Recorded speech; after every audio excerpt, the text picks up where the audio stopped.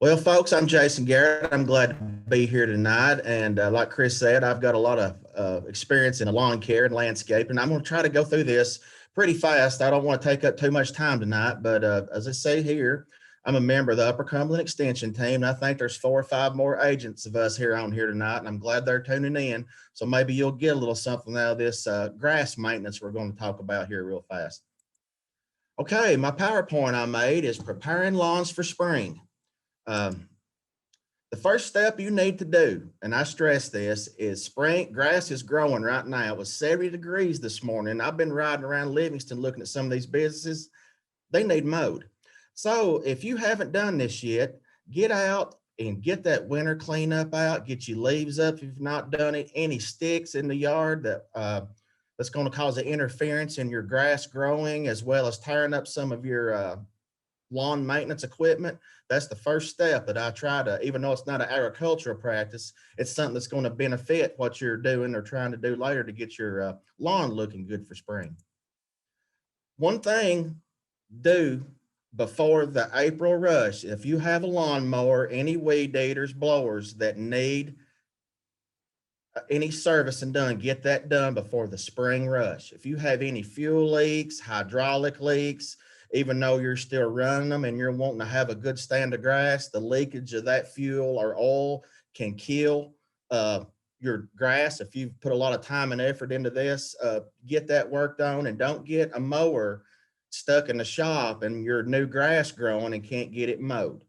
Just something to think about. If you haven't done that, please try to get that done, because you're going to be needing it here real quick. Okay, first, in a lawn, if you're wanting to do spring maintenance, you need to know what type of lawn you have. Do you have the cool season lawn, or do you have a warm season lawn? Cool season is our fescues. Warm season, if you don't know, is our grasses are dormant right now, such as Bermuda and zoysia. Nothing really can do for them right now, but if you have the fescue lawns, you need to start focusing on them right now, getting them ready. Let's talk about the fescues, cool season lawns. Okay, the first thing to grow grass that you're going to have is a good soil. UT Extension recommends 4 to 6 inches of topsoil.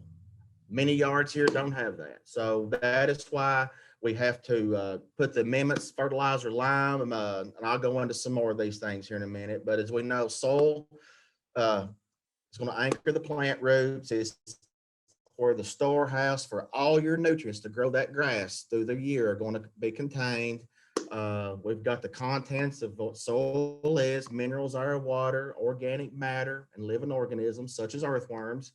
And we have the 3 components: soil, sand, silt, and clay. And to have the ideal soil to grow a cool season lawn, you're going to have that in equal proportions.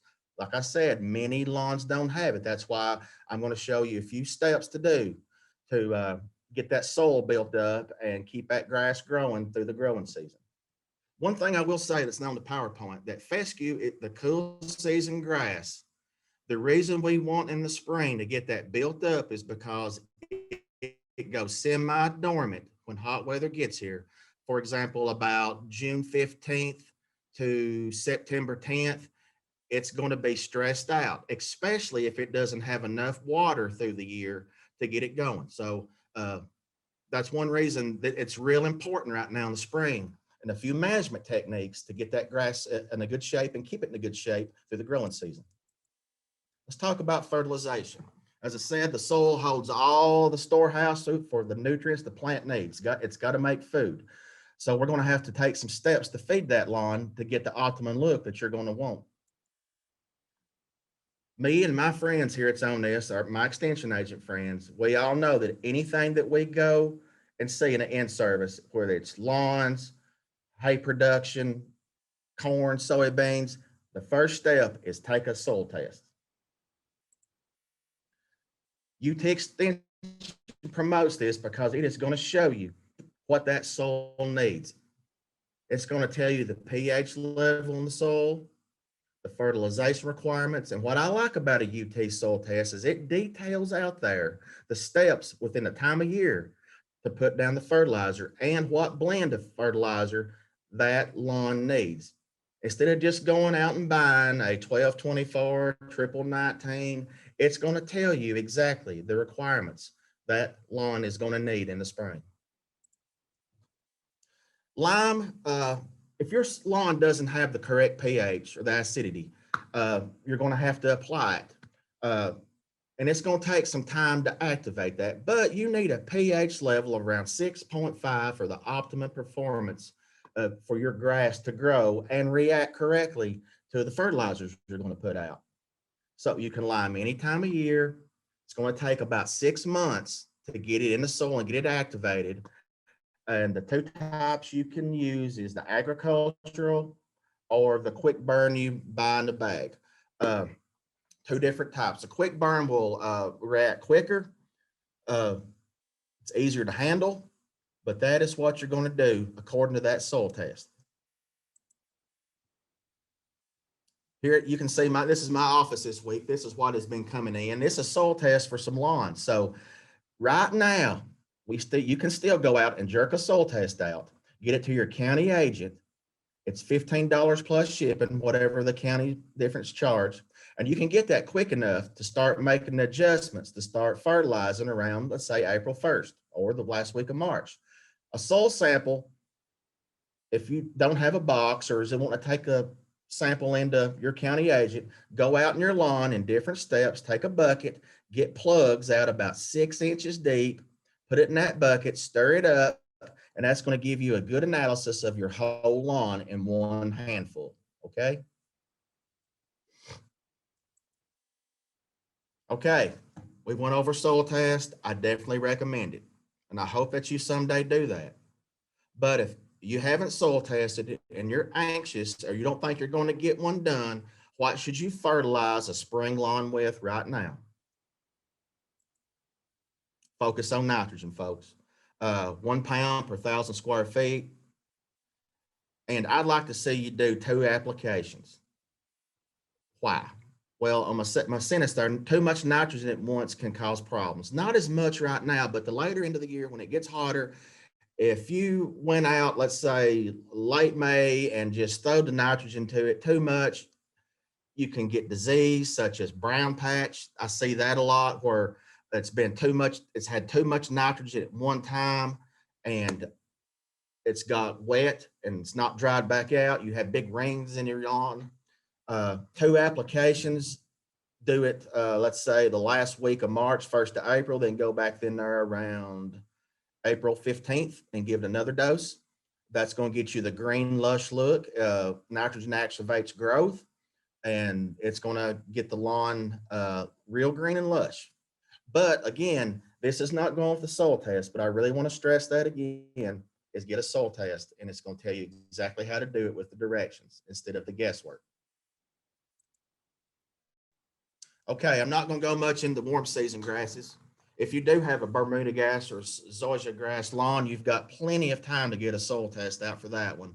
But you want to start your fertilization program mainly with nitrogen around April 15th, and you should see sprigs of warm season grasses depending on the temperatures around 1st of May. Sometimes a little sooner I've seen sprigs come out, but the growth is usually in May. Aeration. Let's talk about that. A lot of lawns cannot grow grass because it's compacted. It needs chopped up. What aeration is going to do, it's going to loosen the compacted soil where you've had a lot of, let's say, your side-by-side foot traffic, driving in your lawn. It's going to loosen up the compacted soil and increase the amount of water that can get down in that soil and get the nutrients going. Soil needs oxygen too. So this is also going to get the oxygen back in the soil, stimulate root growth, and enhances the activity of thatch decomposing organisms that where the ground's so hard, they can't really get it in there and move smoothly. It's also going to reduce the water runoff, let the water percolate, get the drainage better. You're not going to see water standing in your lawn as much. And also it's going to enhance excuse me, the drought tolerance due to the enhanced root growth to improve the soil health. And that's going to be very beneficial on a fescue lawn right now because they are going to need that. Need all the nutrients and the water to withstand the high temperatures that will be coming on later on this year. All right, here's another thing. They're starting to grow, and this is something that we're probably past that point, but only aerate a lawn when it's actively starting to grow. I would suggest doing this probably if you're planning on it around the 1st of April, let it get growing a little bit. That way it's growing and it's not dormant, and it can recover whenever you're hitting roots, disturbing them on the grass, the blade, stems, whatever else. So it needs to be actively growing. Here's an example, some images or models that I've got of aerators. As you can see, the pull type is a spike aerator. If you have a four-wheeler, a lawnmower, side-by-side, you can rent these at a lot of rental centers. I know we have one at the Overland Co-op. You can rent them for like $15, fill them up with water, and drive them over your lawn to loosen it up. The other one over here is a core aerator. It jerks cores out of the soil and leaves big gaps and really lets the water in the air. It works real good. This one over here, the pull type, I'd probably recommend for the spring because it's not going to really leave such a mess for your spring look. If you ever want to aerate in the fall as well as overseed your lawn, this one, now you can get them in pull too, the push behind or power operated one. That's good for overseeding. You jerk all those plugs out, and then you walk that lawn with your fescue seed. Water will wash it right in. You've overseeded your lawn. So one thing to keep in mind. One reason a lot of fescue lawns don't grow good is because of the thatch buildup. That's the tightly intermingled organic layer of dead and living shoots, stems, blades, and roots that develop between the soil surface and the vegetation. That's a big problem. It's not been maintained right. It's not been limed. It's had too much nitrogen by guesswork. Now that goes back to our soil test. Now remember that. Let's keep thinking soil test. It's too thick. Earthworms can't do their process of laying the organic matter and making topsoil. So that thatch layer is a big problem between the soil and the plants that restricts a lot of the growth and the overall health of that plant. And in many cases, it's going to have to be taken out. As you can see here, in this visual I have, you can see from the soil to all the dead, and it's just a mess. And it needs to be chopped out, let some of this oxygen and water back in, and just like getting rid of leaves off your lawn, it's got to be chopped out. Lawns can be dethatched in the spring as well as in the fall. And I have a couple of models or visuals here. Oh, I didn't get them put in there. But dethatching, sorry about that. I thought I had them in. Dethatching, you can rent dethatchers that are power driven. I have used them and they are very hard to use.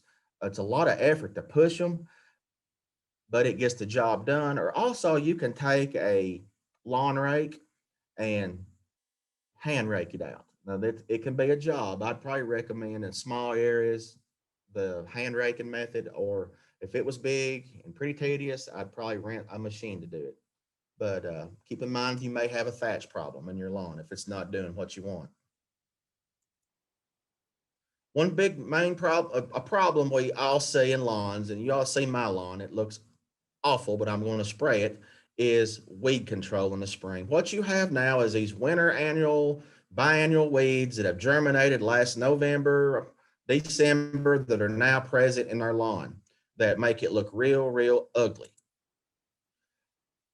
So this is something that you can relate, and I'm going to mention this at my very last slide, is weed control starts with a healthy turf. And if you have a thick turf that you've fall fertilized, fall overseeded, it's going to shade out and reduce a lot of the weed germination. Anytime you have a bare spot in that lawn, I can almost guarantee you something's going to come up, and it's going to be something that you do not like. So Fall overseeding is what I recommend, building it up with fall fertilizer according to your soil test and getting a big, thick turf built. And you will see a lot of, then start your weed program in the weed control program in the spring, and you're going to see some results that you like.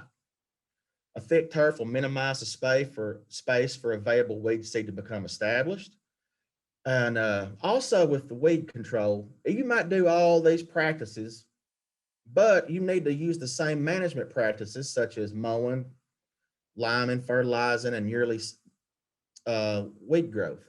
We'll talk a little bit more about this, but for example, a lot of people like to spray around their flower beds about a foot out instead of weed eating.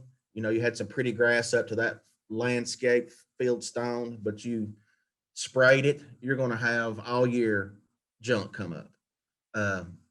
I see a lot of that. A lot of times the spray you'll get more kill ratio than you want too far out. So just something to keep in mind. You'll always have spring and summer weeds come up.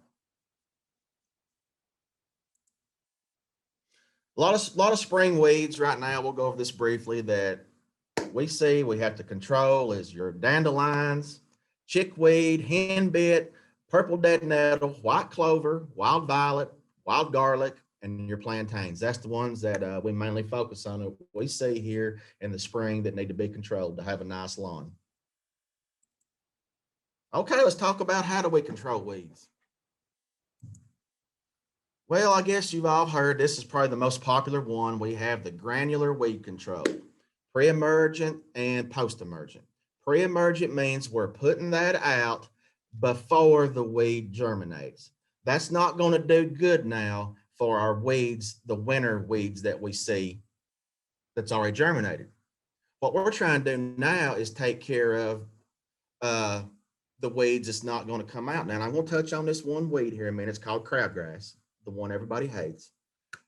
Post-emergent is controlling weeds that's already bloomed out right now. So we've got the two types we'll talk about and what we're going to try to control with them. Okay, I don't recommend, I'll go to this at the very last slide. This is something to always keep in mind because there is have-to cases in sowing grass. I do not recommend whatsoever building a lawn right now in the spring, overseeding or none of that. But sometimes there's have-to cases where maybe you had some problem in your lawn, you had to fix septic tank, field lines, but never ever put out grass seed in any of your weed and feed or pre-emergent ever, because it will not let that grass seed germinate. Okay, just keep that in mind, a tip. Okay, liquid control. That's another option you have. We got the pre-emergent, the post-emergent. Back to the post-emergent. If you have the chickweed and then all the weeds that I mentioned, you don't feel comfortable putting out weed and feed, or you don't think it does a good job, you've got past experience, we have no results, there's always the liquid control. Hand sprayers, tank sprayers on the back of a side-by-side or four-wheeler, being very careful with it, watching the wind. 2,4-D ester before Easter is what you want to use. It will control the weeds that I mentioned, maybe not wild violet as well, or the plantains, but it's going to get your henbit, dandelion, the chickweed, it's going to get that. But if you're wanting to ever spray, 2,4-D it's not restricted. You can buy it over the counter. Always read the label, read all the safety, watch spraying around certain plants that's blooming, such as hydrangeas, azaleas. Put a surfactant, a sticky agent in it where it's not going to get on your ornamentals, your flowers. That's called drift. We don't want it to drift on any of that. I see a lot of people that go out and spray that'll bring a hydrangea plant in here all wilted over. It's pesticides. It's got it. Always wear your protective clothing, gloves, mask, suit, whatever you feel safe. And 2,4-D, read the label, use the ounces per gallon. I think it's 2 ounces per gallon with 2,4-D. it will take care of a lot of those weeds.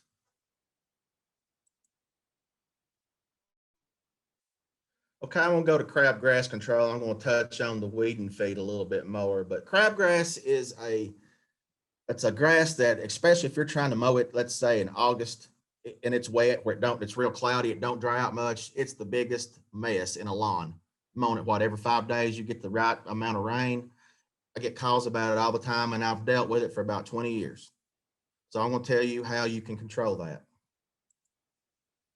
In Tennessee, we have 2 types of crabgrass and lawns. We've got the large crabgrass and the smooth crabgrass. Now, honestly, I'm a cattle farmer, and most of my extension agent friends on here tonight are cattle farmers too. We love crabgrass, but only in the pasture because it gets our cattle through the drought by feeding on this. We like it, but as a homeowner and a landscaper, I don't like it whatsoever because it's nasty, it's ugly, it's just a mess to mess with. So you want the pre-emergent right now is the time, or maybe last week. But if you have not done this, I would go ahead and do it tomorrow. Pre-emergent control, crabgrass preventer. It's going to get in the ground. You need to read the label and measure your lawn and make sure you get enough of it out. It takes a lot of it. That pre-emergent gets in the soil and it's going to restrict crabgrass seed from germinating. Okay? Applying mid-March, we're here, but it's got to be done well in advance of crabgrass germination. It's got to be in there, and it can control it for 12 to 16 weeks. And also, if you wanted to go back in around to put out just another one, just in case, around, if you went in there now, about 2 weeks later and do it again to get that second round of dose, just like the COVID shot, they want one, but we need that second one just for the extra resistance. It's a good idea to do that. I'm not going to touch on this, but some chemical companies can, there is some products that can spray in a lawn later on when crabgrass is very prudent and out, but you have to get a licensed chemical applicator that sprays lawns to take care of that. I want to touch on one thing before I go back. I meant talking about the fertilization. I thought I had it in here. Using the post-emergent, we just talked about the spray. If you want to put out that post-emergent or fertilizer or pre-emergent, read that label because a lot of it has fertilization in it. So you do not want to go out there and put down your soil test or your guessing at what to put out if you haven't taken one, because you can put too much nitrogen on that. A lot of these pre-emergent and post-emergents have fertilizer, and it is mainly nitrogen. If you look at the label, you have a lot of them. It says 4600. That means it's getting all nitrogen on that lawn. So be very careful of that. So you would want to do some math and make sure if you did go ahead and put out some triple 19, let's say next week, but you had a post-emergent weed problem coming on in May, you need to kind of watch what you're doing. And one thing I forgot to touch on is right now, if you want to put the weed and feed out, you're going to kill all these winter weeds, but you will still need to plan on in May if you're not going to spray your lawn, not putting as much fertilizer out in April, because that weed and feed you're putting out, let's say the May 10th, it's going to have a lot of nitrogen in it, and we're getting awful close to it getting hot where it can damage the lawn. And in May, you're getting your second round of weeds coming up. See, there's a difference. We have our winter weeds, then we've got all the filth that's going to come up starting in May till frost. So that our summer weeds are on the way. So keep that in mind when applying your pre-emergents. Personally, I had rather spray one. That way I'm not getting my fertilizers mixed up. If you don't like to spray in your counties, you can call your county agent. They may know one. I know in Overland County, we have a guy that sprays lawns. He can come out and give an estimate, and it's got all the chemicals to kill them as well as a fertilizer. So keep that in mind if you're anxious on weed control. I've got 3 more slides left, and I want to talk about something that's very important if you're keeping a cool season lawn, is your mowing height. If you have a good stand of cool season fescue grass, never mow that lower than 3.5 inches. You can mow it higher though, okay? Low mowing increases grass stress. When you go in there and scalp that lawn, it takes it a while to recover. And it's going to encourage when it's letting more sun in there to let more weeds germinate. The higher you can keep that grass, you're keeping the leaf making food, keeping the stress level down, keeping the root growth long and deep and good topsoil, and not killing it. Because I have seen many people go out in May doing all these management practices and mow it too low and it get dry. And they have ruined the whole process that they started. They have nothing but weeds come up, okay? And also, if you're mowing a good stand of grass, never cut off more than 1/3 of the plant leaf at a time, okay? 1/3 rule. All right, I get this question a lot, folks, and I know it's 30 minutes. I'm running short here to let Lucas go, but should I redo and seed a lawn in the spring? You know what the answer to that is? No. And if you take anything home tonight that I went over, always remember this: build your lawn in the fall for what you want it to look like now, and use the management practices that I've talked about. Always reseed a lawn, rebuild a lawn between September 1st and October 15th. Okay, that is the prime time to put out fescue cool season lawns. And like I mentioned, we had some have-to cases. It's got to be done in the spring. Like, for example, somebody builds a new house, they've got to put something out, fescue, don't want to spend the money on sod, so you've got to do it. The reason spring grass right now, I just can't build a root system. That's why in the fall, you sow that lawn in the fall, it is going to build a root system up and fertilize it according to that soil test. Sow it thick, fertilize it, lime it. It lays there all winter, growing a root system. Even though it goes dormant, you can't see it grow, but it's growing underneath where the roots are going to be ready for spring to lay the nitrogen to it to get the leaf growth.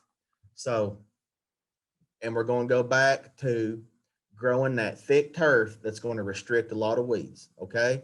So overseed in the fall, fertilize in the fall, lime it if needed. March, start doing your weed control and your fertilizing according to that UT soil test, and you're on the way to having a great lawn. And another thing with a great lawn, just hope it does not get dry in the summer, because that all the work you do, if you don't have an irrigation system or we do not get sufficient rainfall, can restrict everything that we've worked for. If you have any questions for me, you can put them in the chat box. I'm going to let Lucas go on now, and thank you so much for having me, and I hope you learned a little something.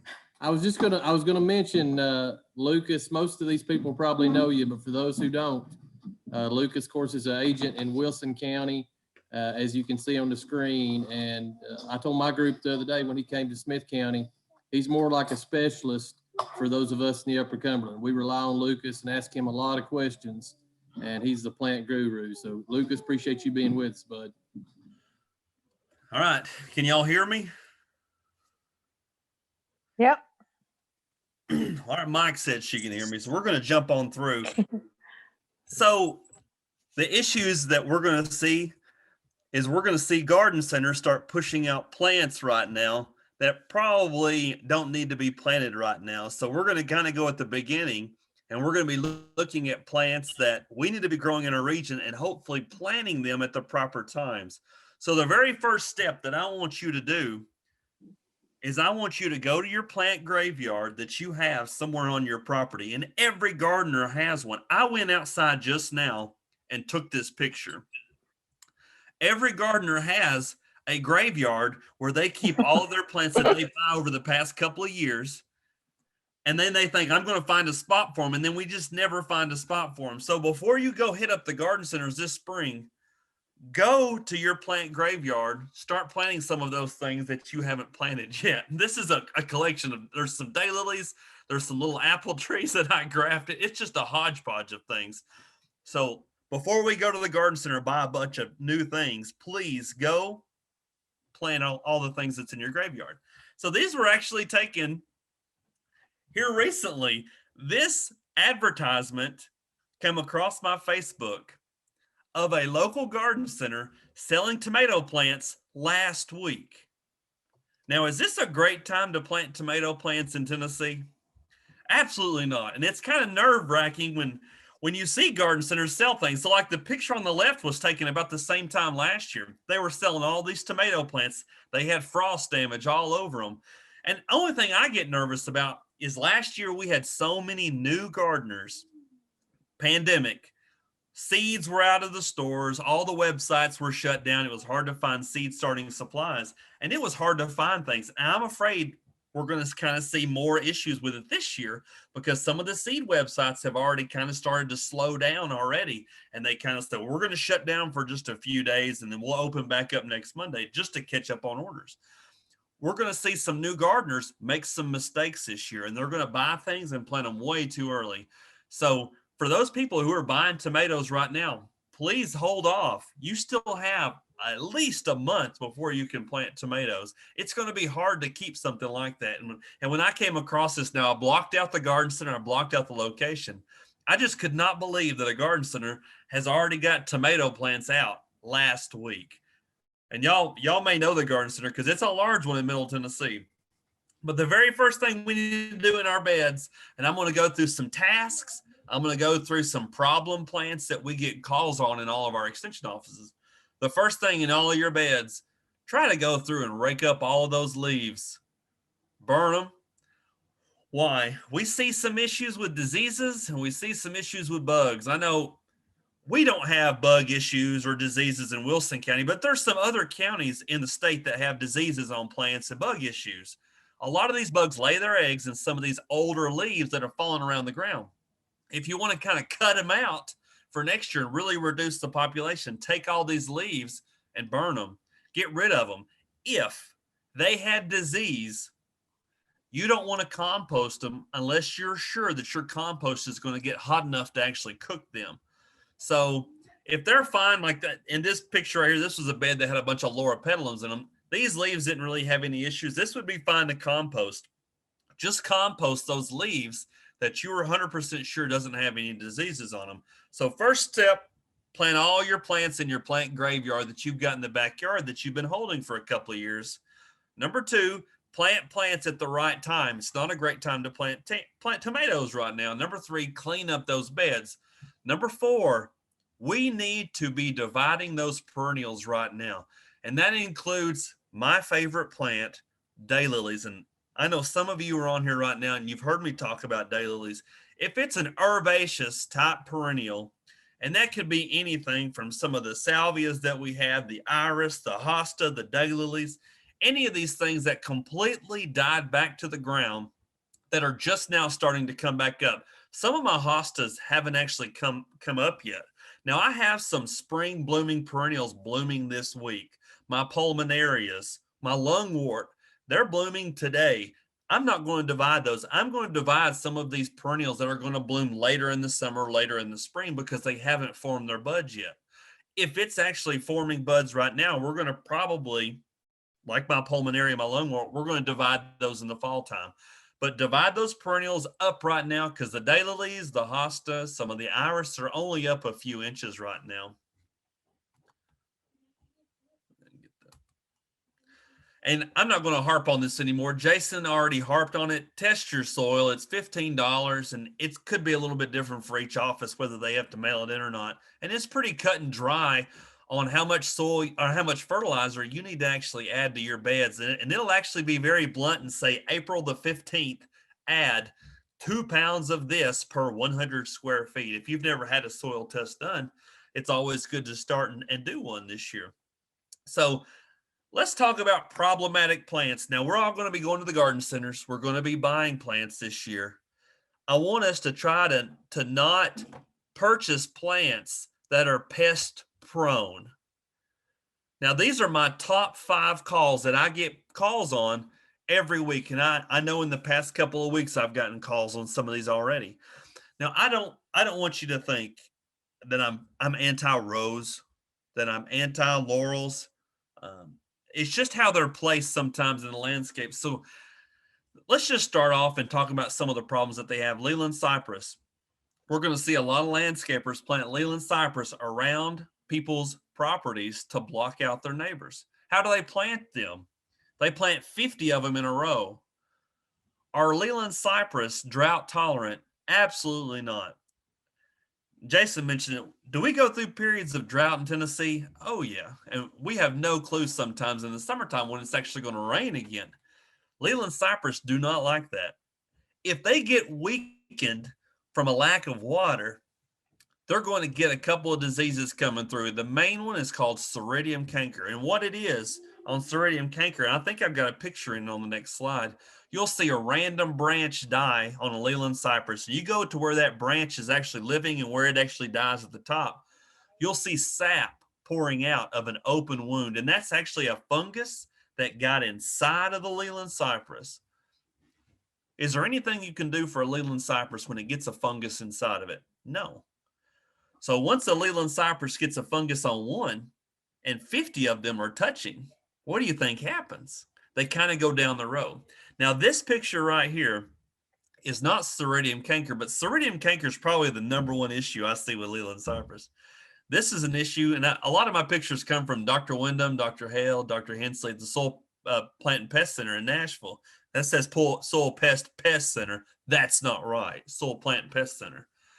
They're not drought tolerant. This is actually drought issue on Leland Cypress. So 2 years ago in the fall time, we went about 6.5 weeks without rain. The Leland Cypress kind of looked good through the wintertime. Then in the springtime, we started seeing the effects of drought. So people started calling just when they see the issue in the springtime. And once we have drought loss on some of these Leland Cypress, there's really not much you can do. Laurels are in the peach family. Are peaches easy to grow in Tennessee? Absolutely not. So they're in the family called Prunus. The one issue that we have, it's very noticeable, is we have shot hole disease on laurels, which looks like someone took a leaf and shot it with buckshot. That's the easiest way to identify a laurel in Tennessee. If you're trying to figure out what an evergreen shrub is in Tennessee, just look for holes in the leaf. You'll be able to identify that's a laurel. But the other one we see is peach tree borer, the lesser peach tree borer. It gets in, drills a small hole at the base of a branch, lays its eggs, and kills that whole branch. So if you start seeing these on your laurels, go cut that branch off, throw it on the burn pile. Pin oaks are having an issue with a bacterium called Xylella, and Xylella shuts off the water flow. Well, how is this bacterium spread? It's spread by a leafhopper, and leafhoppers they're everywhere. So what it does, it gets inside the plant, shuts off the water flow. The bottom branches start to die first, and then we start seeing a lot of the other branches start mimicking drought. So it looks like the leaf is actually burned. This is bacterial leaf scorch. That's the name of the disease. Once a plant gets this bacterium inside of it, bacterial leaf scorch, there's nothing to do. And you hate to tell somebody that that's what this is, because this was a homeowner in Mount Juliet. He had probably 15 pin oaks on both sides of his driveway. His driveway had to be 1/3 of a mile long, and about every other one was dead. And he said, what can I do to save the other ones? And just about every one had the effects. And you hate to be, people hate me sometimes when I say, I'm sorry, this is what I really think. And then I send pictures on because they don't believe me. And they'll say, that's what that is. It's a bacterium. It just slowly dies within 3 or 4 years. And pin oak seems to be the poster child of it. It also can affect sycamores, and it can also affect other oaks, but we generally just see it on pin oaks. Why? Because they're so prevalent in some of these urban type landscapes. And we don't see just one pin oak alone. There'll be 50 of them in a row down this poor man's driveway. This was looking at his driveway down the other side. About every other one was already dead. If you've ever grown knockout roses, you probably know this issue, which is rosette virus, which is spread by a mite that blows through the wind. Do I plant roses at my house? Yes. I have some roses that I absolutely love. I love one called Frida Kahlo. And I think it's a Floribunda. And I like another one that's yellow called Julia Child. I planted it last fall. I haven't planted a knockout rose, but what's even this is a virus. So once a plant gets a virus, it's stuck with it the rest of its life. So like when we get a virus, chickenpox, do we completely ever rid ourselves of chickenpox? No. What's it pop up in later in life? It pops up later in life as shingles. So that virus is still with us. Now, this is the same principle. This virus is still with it. Rosette virus stays with it until it slowly succumbs to this virus and dies.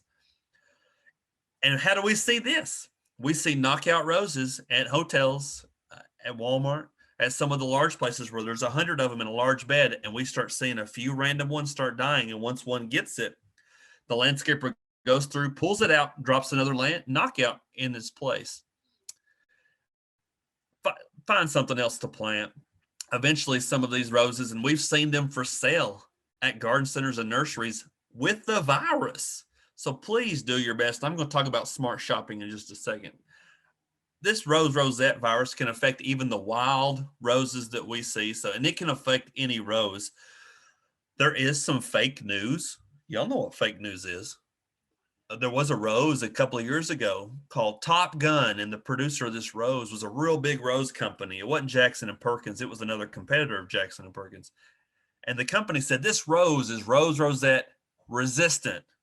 Fake news. So they brought it to UT. They put it in their trials. Dr. Wyndham did. Within a couple of years, 2 of the 3 had died of rosette virus. So we've got to really research these plants before we plant them. Please don't believe everything. Now, I know I believe everything on TV and Facebook, but there's no rosette resistant rose. And the last one, I get a lot of calls on people trying to save their Bradford pears. Bradford pears need to be pruned one time at the ground. So this was a home in Wilson County. The previous homeowner, that Bradford pear had split. The previous homeowner wrapped a chain and a come-along around that baby, ratcheted that thing back together. It grew. It grew back together. It grew into the chain. So the homeowner was really nervous. They said, what should we do? Yep. Some of y'all have seen this picture before because I share it every year because I laugh so hard. And eventually I told the homeowner, there's really nothing you can do for this Bradford pear. Please just cut it down at the ground because it was right beside their house. Please research these plants before you buy them. Use factual information. Use the UT Gardens website. We have a lot of trial data at our 3 UT research gardens, one in Crossville, one in Knoxville, one in Jackson. Let UT kill the plants before you actually try to grow it. Let them kill it for a couple of years because they get the plants before they're ever released in the market.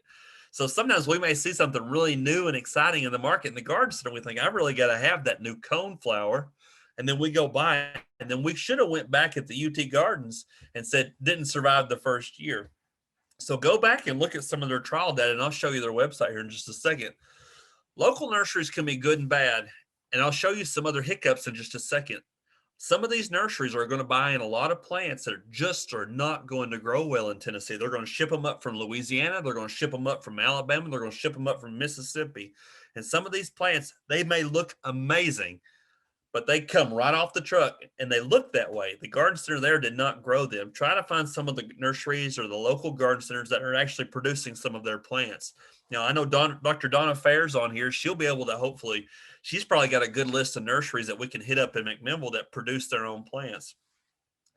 If you are a tree person, shrub person, woody vine person, you have got to have this book. It is not a cheap book. I think it's $150, $175. But the Manual of Woody Landscape Plants by Dr. Michael Durr, former professor at the University of Georgia. This is the best book on trees and shrubs. There are no color pictures in it. It's all pictures drawn by his wife, but it goes through all the varieties of every tree and shrub that you could possibly ever think of. And he says, if he's killed it, what he's done in trials, how big it actually got after 10 or 15 years. Great book. And he's written a lot of other books. I know you have seen him. I've met him quite a few times. Watch for diseases and insects. When you go to the nursery, or you go to the landscape store, when you buy plants, do you look at the roots? Do you look under the leaves? Do you look at the stems? Do you look at the whole plant overall to look to see if you're bringing home a disease, to look to see if you're bringing home some fungi? Like, I don't need to bring more aphids to my garden from a garden center. I already have aphids in my garden. So please watch that. And if there's a lot of diseases and things like that, just leave it there. The other thing that people have an issue with, we go to the back of the garden center to the sale rack, and we go see these shrubs and we think, I can save it. I want you to take it out. We'll an arborvitae. Well, I found this cute little arborvitae I'm going to buy. It's got some brown spots on it, but I think I can save it. It's only $1.50. Pull it out. If the roots are white, you're probably going to be fine. If the roots have some black in them, root rot is already set in. Leave it there. Let somebody else be a sucker and spend $1.50 on it. Just look at the roots on these sale rack plants. Know what you want before you go to the garden center. Beware, if a crepe myrtle is listed as just pink, don't buy it. There are hundreds of cultivars of crepe myrtles that are pink. It needs to have a legitimate name with it, because pink could be a pink that only gets 6 feet tall. It could be a pink that gets 40 feet tall. Please buy a plant or tree or shrub with a legitimate name on it. Look at the roots before you buy. I can't harp enough on that. And if you're buying ball and burlap trees, check the caliper of the tree, which is the width of the trunk. For every inch of caliper, you should have an inch of root ball. So if you're buying a red maple tree that has a caliper of 2.5 feet, or 2.5 inches, excuse me, your root ball should be at least 2.5 feet. So we see a lot of these newer plants come right off the lines. So on the right is a camellia, on the left is a rose. We see them at the garden centers, especially around Mother's Day. Some of these shrubs look great, and sometimes they just bring them in. They are kind of pest prone, and we have on the right, we have some camellias that do great in Tennessee. We have some camellias that should not be grown in Tennessee at all. As for roses, they look good that week of Mother's Day, and we think, I'm going to take it home, I'm going to plant it, and just leave it alone. No, especially that's a hybrid tea called Double Delight. Oh, black spot. But some of these hybrid teas are worth it. I like roses, so please don't cut my tires. All right, going back to smart shopping, I mentioned the UT Gardens websites a minute ago. This picture should have been up a couple of slides. Just Google the UT Gardens. And when you Google the UT Gardens, you'll see a page pop up called the Herbaceous Trial Program. And they also got another page now that's Stars in the Garden. I think that's what it's called. And it'll say perennials that did well in the garden, shrubs that did well in the garden. Jason Reeves over in West Tennessee always has a plant pick of the month. So go back and look at these trial data. Let them kill the plants before you actually go and buy some of these new ones. When you're buying these plants, please look for some of these plants that don't have diseases on them when you bring them. This is one of those good old-fashioned yellow twig dogwoods with a fungal canker on it. We don't need to be bringing home diseased plants. Watch for some of these newer plants, newer pests. If you're on Facebook, you need to be following the Soil Plant and Pest Center Facebook page, which is ran by Dr. Wyndham, Dr. Hale, and Dr. Hensley out of Knoxville. The plant disease guys and the bug guys. They are really good about posting what they're seeing in the garden that week. They're also good about giving you a heads up of what's coming down the pipeline. So a newer bug, and I'm going to show you pictures in just a second, that hit Wilson County 2 years ago, and I get a call on it quite a bit now. Crate Myrtle bark scale. It's coming. It's coming, y'all, in the upper Cumberland. It's coming. Spotted lanternfly is in Pennsylvania right now. Emerald ash borer is already in Tennessee. Brown marmorated stink bugs. We all love stink bugs coming in our houses in the wintertime. And the ambrosia beetle, flat-headed apple borer. Watch for some of these signs on trees and things before you buy them. Emerald ash borer. You'll see a little bitty D-shaped hole in some of these in a trunk of an ash that's already got it. Crate Myrtle bark scale, and it's a scale type insect. It covers the whole bark. It looks like snow. If you were to take a toothpick and poke a couple of these, it would actually bleed. So some of these crepe myrtles now that we see in Mount Juliet, and it was in kind of 1 or 2 subdivisions. So every home probably in the subdivision had some crepe myrtles, and it just apparently hit one and then just kind of went right down the street. There are a lot of options. You can use some horticultural oils right now to try to knock these things back, but we're suggesting systemic insecticides with imidacloprid in them to try to kill these back. But the whole plant will turn black from the sooty mold dropped by the feces, and you'll see this white patchy stuff on the bark, and that's actually the bug itself. Ambrosia beetle. And I think that's what this one was. This was a smaller maple tree that a guy had recently planted, and I don't remember how long ago he had planted it, but it had one little bitty strand of sawdust coming out of the tree, and this was about the size of a toothpick, and it was maybe a half an inch long, and that little beetle got in, drilled a hole, wilted that maple tree in just a couple of days, and killed it. So just kind of watch for some of these. Look at your plants before you buy them. And I think this one he had planted the year before. But are all bugs bad? No. Now, if you're a squash person, you probably know this bug. This is a terrible bug here. This is a squash bug laying its eggs on my squash plants a couple years ago. And then we see these nasty guys like this, and we think, that guy's got to be mean. No, this guy's a Gulf fritillary. So, and I know I mentioned some pesticides a minute ago. Let's not just go abundantly all over the place. Just try to focus on what bugs we're trying to kill. Do I use pesticides? Yeah, I have to use pesticides sometimes just to try to knock back the bugs. But I'm trying not to kill the good guys, because this is a Gulf fritillary caterpillar. Great guy, little bitty butterfly, feeding on a passion vine. We see issues sometimes in our landscape from the wintertime on the deciduous trees, and we see these horizontal holes back and forth and back and forth. I've had emails in the past couple of weeks with these saying, what has happened to my tree? This is just that yellow-bellied sapsucker, which is a type of woodpecker, drilling holes in the tree. Watch for some of these newer diseases.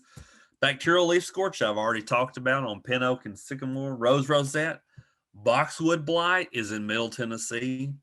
On a boxwood, you will see black lesions on the stem and black spots on the leaves. Aster yellows is affecting coneflowers now, and downy mildew on impatiens and basil. They will basically wilt the whole plant over just a couple of days, it seems like. So if you are having issues with downy mildew, we have resistant cultivars of basil now put out by Rutgers University. The names were Obsession. Now I'm going to forget them. But look up the Rutgers University basil introductions, and we have newer impatiens now that have resistance to downy mildew. If we're planting the really old varieties, super elfin type of impatiens, they could possibly get this new downy mildew. I wanted to show you a picture of Aster yellows. Aster yellows is a virus, and this is actually on a coneflower in our Master Gardener demonstration bed at the Wilson County Fairgrounds.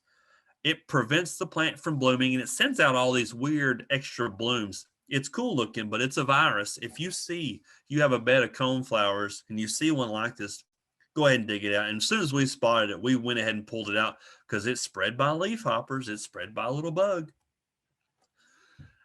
In the springtime, as we're planting plants, please plant them in the right spot. This is some hostas at a pool at a hotel in full sun. Hostas in the full sun? I don't know what landscraper decided to put hostas in the full sun, but they need to have their license pulled. Mondo grass in full sun, in gravel. Mondo grass kind of prefers some shade. Heuchera, coral bells, is a native shade plant to Tennessee. Heuchera villosa, actually. This is a heuchera in full sun at a Walmart parking lot surrounded by concrete. And you can already see that it's starting to burn. And it's a yellow cultivar. The yellow cultivars of things typically burn also. I generally won't see these long. It's a native shade type plant. And we see it in full sun surrounded by concrete. There's no way it's going to be successful. Please research these plants before you plant them. Pruning. We are going to have a lot of pruning questions this spring, especially on these things that are burnt. From a month ago, we had all that snow and ice. Now, that's a loropetalum. They generally will get burned in Middle Tennessee. Prune spring flowering after they bloom. Like what? Quinces, forsythia, mock orange, bridal wreath spirea. A lot of those are blooming right now. Prune them after they bloom, because if we cut them too early, they won't flower. Prune summer flowering now, like the hydrangea, paniculatus, limelight hydrangeas. You can prune those things back pretty hard right now. Please determine the correct species for pruning in winter, because if you prune them in the wintertime and they're spring flowering, you're cutting off all the buds. Please never top a tree or shrub. And I mentioned this a minute ago, hydrangeas, the paniculata ones form their flower buds. And there's a typo here. Oak leaf hydrangeas form their flower buds on old wood. I think that's right, Donna. Donna can correct me here in just a second. Little lime hydrangea forms on new growth, which is the paniculata, like limelight, little lime, baby doll, baby lace, phantom, silver dollar, all those great paniculatas that are coming out. You can trim those things back right now. If you cut back your old blooming hydrangeas that bloom blue, like Nico Blue, Red Mazda, some of the older mop head types, which are the macrophyllus, you're going to be cutting off all the flowers this year. Now it gets into a gray area because we have some that are reblooming, remontant now. Endless Summer, Summer Crush, Penny Mac, Mini Penny, those rebloom on new wood. So there are some macrophyllus that rebloom. This was a boxwood in the springtime a couple of years ago at a homeowner. All of his boxwoods were burnt, and he pruned them in October. We had a warm flush that October, sent out all kinds of new growth. If you're pruning boxwoods, you can prune those back now. Please don't prune boxwoods in the fall. This was a southern magnolia at a local home, and hopefully that person's not signed on to this Zoom tonight. So she called me about another issue, and I said, "What do you got there?" And she said, "My landscaper just pruned my southern magnolia." And I said, "Can I take a picture?" And she said, "Yeah." And I just was embarrassed for her. I wish I could remember the street because I'd like to go back and see it. Crate Myrtle. Please prune those crepe myrtles appropriately. We shouldn't be topping these because at the top we'll get all this dead wood and it'll eventually stop growing out of the top and start suckering up at the bottom. If you want a dwarf one, just plant a dwarf crepe myrtle. Don't get one that's going to get 40 feet tall and try to keep it at 10 feet. No, look at these. We've got some of these newer purple leaf cultivars that stay shorter. I love these newer cultivars. So looking at some of these red crepe myrtles, just red crepe myrtles. Dynamite, 20 to 25 feet tall. Red Rocket, 15 to 20. And Red Rooster stays the smallest. My mother-in-law has Red Rooster or Red Rocket, I can't remember, and it stays half the size of Dynamite at her house. And they're all red, but the only one that we really can find at most nurseries seems to be Dynamite. If you hunt and you find some right nurseries, you can find some of these cultivars that stay smaller. If you want a crepe myrtle that stays 10 feet, please buy one.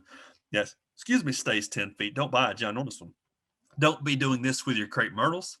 These poor, I don't even know what this was and why they even tipped every branch like this. I've just got a couple of slides left. I know I'm running over. Don't put plastic around the base of your plants. Everybody's going to be landscaping this spring.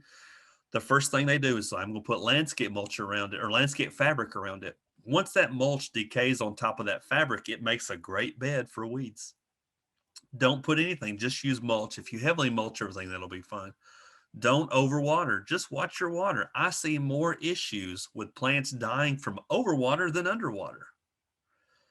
Don't weed eat them to death.